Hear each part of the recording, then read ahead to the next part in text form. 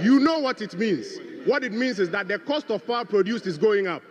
Then to add insult to injury, you have added to it that every 3 months there will be adjustments in utility tariffs. These for compensation at the Office of Government Machinery. Honorable Deputy Minister, if you check your budget, the numbers, do you know how much you have given for compensation for the infrastructure sector ministries? A paltry 700 million Ghana cedis. So your budget is showing your priorities. But even more importantly, I keep reminding you that the most important things that the people of Ghana are looking for, improvement in cost of living. Between the State of the Nation address and your economic policy and your budget, you have conveniently forgotten about them. You told us that you were going to use the special petroleum levy to cushion people who buy fuel from increased fuel prices. Between SONA, budget, and economic policy, you have conveniently forgotten about it. Today, you have increased the cost of gas, which is used for producing electricity, from $7 per MMBTU to $8 per MMBTU. You know what it means. What it means is that the cost of power produced is going up. Then to add insult to injury, you have added to it that every 3 months there will be adjustments in utility tariffs. So what is going to happen is that utility tariffs are going to go up every 3 months. Is this the reset that you promised the people of Ghana? You told everybody that food inflation was so high it needs to be dealt with. My uncle is here. He has rolled out an interesting program which looks very much like planting for food and jobs. You are going to give support to farmers to increase production. I'm giving you honest feedback.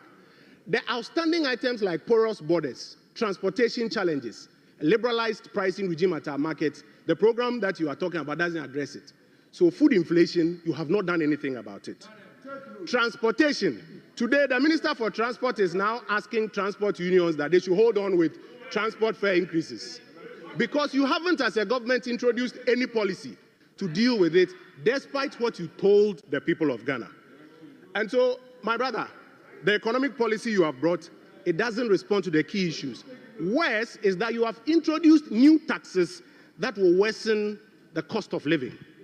The growth and sustainability levy that you have introduced from 2026, 2027, 2028 is going to affect banks, non-banking financial institutions, insurance companies, telecom companies, breweries, oil marketing companies, companies and institutions registered under SEC, electronic money issuers, and all other companies that are not within category A and B. I can give you a copy of Act 1095 by 5%.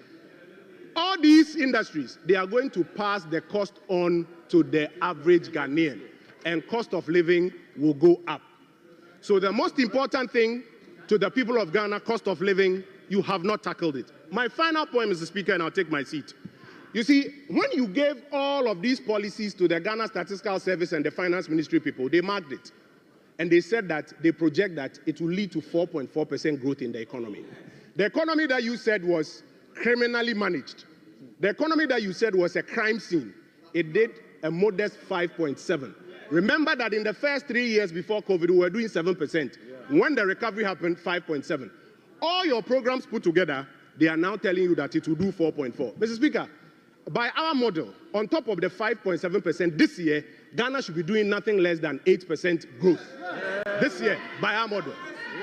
So, if you want to compare apples to apples, Honorable Deputy Minister, comparing apples to apples, your 4.4% compares to 8%.